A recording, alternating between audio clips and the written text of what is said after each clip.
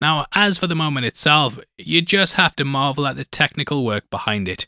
One-shot takes are ridiculously hard to put together, but Gunn has this hallway scene flowing beautifully from one character to the next. It shows all their strengths and weaknesses, and it really exemplifies how good the group are.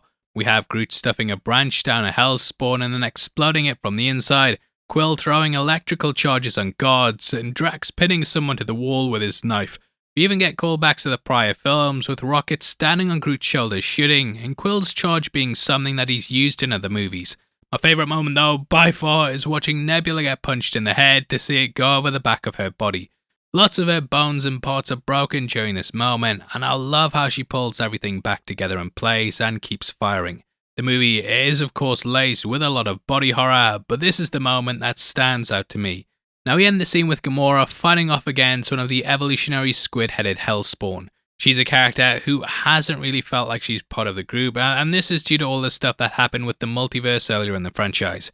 Quill has tried his hardest to get her back with them, and I think that it's during this moment that she finally feels like she's part of the team again. Ending on her and having the team all standing about panning is such an outstanding way to close it out, and the final shot of the group all together works so well to show that they're once more united.